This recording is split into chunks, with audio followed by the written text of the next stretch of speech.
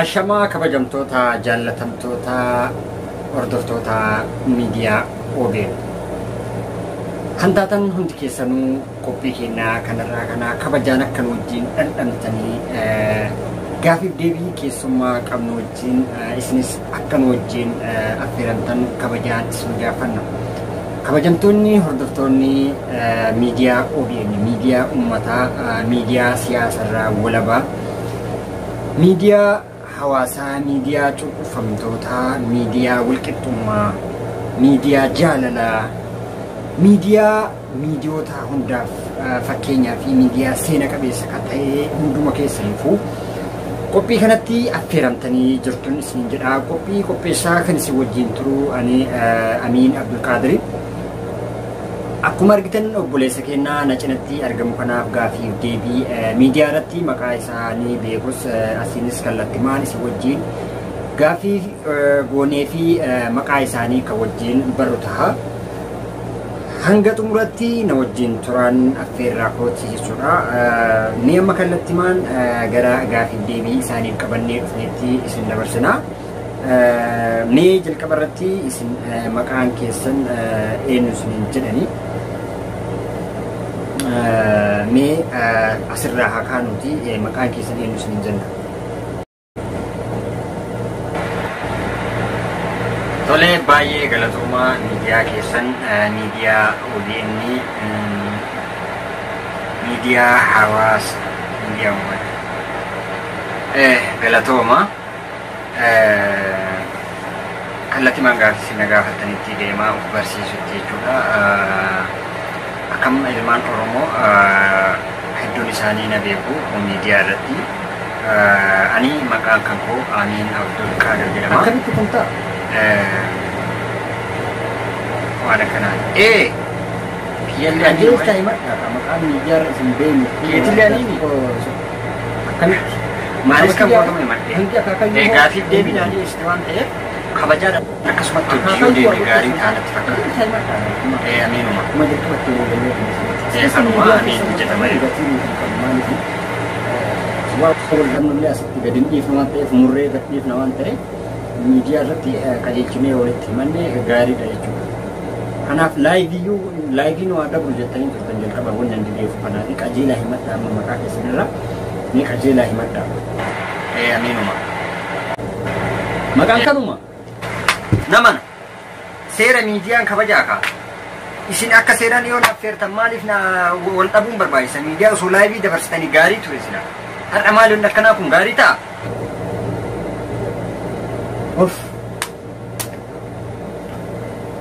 Sigara haaseen dhufaa jidduu kana booda irraa murraa ogeessi kaameraa kenna. Iddoo kana baay'ee aariin jira. Sigara kosii bakka kanarraa murtaa idee sanatti himte jechuudha booda idee sanatti himta ifama.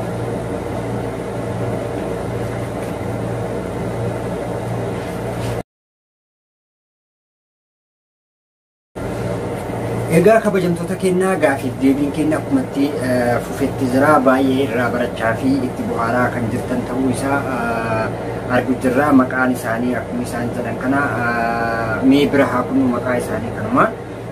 Mee iddoo dhaloota isaanii itti haa deebinu. Iddoon dhaloota keessanii hoo eessa?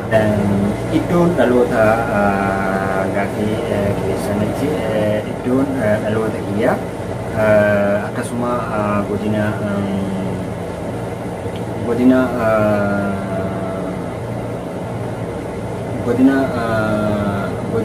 Arsii lixaa. Godina Arsii lixaa magaalaa Aggaaroo akkasuma aanaa Aggaaroo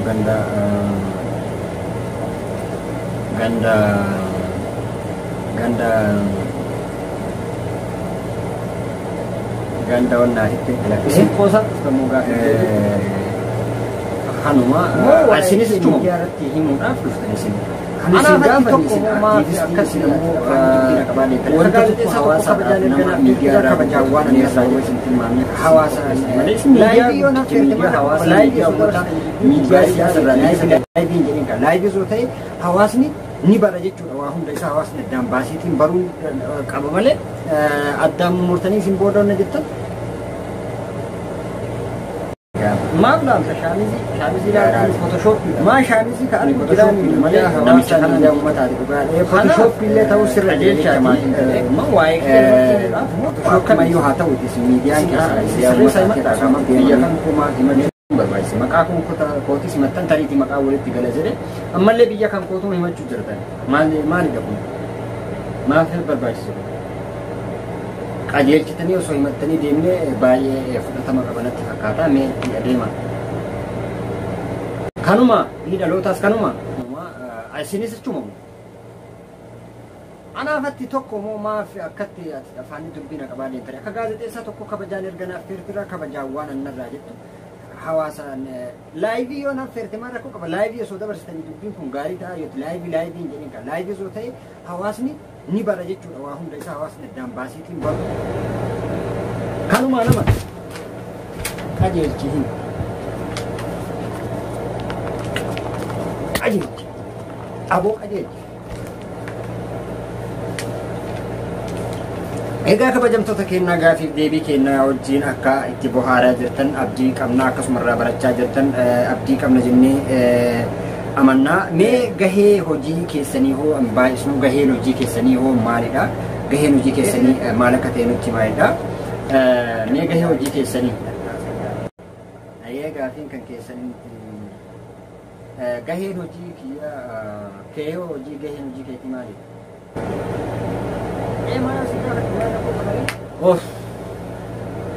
maalidha isin ana qoruudhaaf as dhuftammoo miidiyaa kan osoo akka jettan laayiviin dabarsine sila uummanni nu salphise jechuudha miidiyaa hawaasaa miidiyaa uummataa miidiyaa siyaasarraa bilisaa kana osoo laayivii dabarsine uummata irra nu salphiftan kana amma bakka isin balleessitan kana irraa murraa waan ta'eef qajeelchaa nutti maali sila waa'ee himuu fi miidiyaan OBN irraa hojjedha maal jechuudha qajeelchaa miidiyaan OBN jechuun hojii keessanii miidiyaa OBN irratti har'a hojjechaa isa kan qomaa intarneetii kan hojjetaa OBN jettanii waan jirtan isa OBN akka malee biyya kan koo himattan amma achi deebitanii illee iddoo dhaloota koo himattan ammas hojii kan koo maal jechuudha isinii badheeti isin kan ani isin affeeree badheedha isin barbaadee isin fideemi rabbi Allah akkam taana haa ta'u ogeessi kaameraa akkasuma editarii booda kan wajjin mari'annee yaada keessa galchinu taha amma gara gaafii itti aanutti adeemna jechuudha kaayyoon keessan inni fuulduraame kaayyoo fuulduraaf qabdanitti achi dura kabajamtoota jaallatamtoota hordoftoota daawwattoota kenna qophii kennarraa akka baay'ee barachaa jirtanii fi ittis bohaaraa jirtan nutis akka itti bohaarree isin affeeraa jirutti akka gammaddanii jettan abdii qabna jechuudha ammas akkuma itti fufitti jira nu faana ta'a jecha kaayyoo fi kaayyoon keessan fuulduratti maalidha kaayyoo fuuldura ati kaayyoo keessan maali asianis gaafa acha ina deebista barinni as gaafa barsi baru gaayo kaayyoo kan malee namoota barsiinne kaayyoo keessa miidiyaa OBN yoo taate yeroo baay'ee rakkoo manatti fakkaate bifa daachaa walumaa qalamsaa tokkollee ani irratti jirante mi'aan koo son taane kan kee kan kee kana anis yookaan hanga kiyyalee kiyyaanitu jechuudha waan ta'eef natti migame ati ni maalidha kan yeroo beekee ati ana ma si'i ati ana kaayiga namatti Amin ya maqaatii himatte biyya kootis himatte bayyatummaa bayyatummaa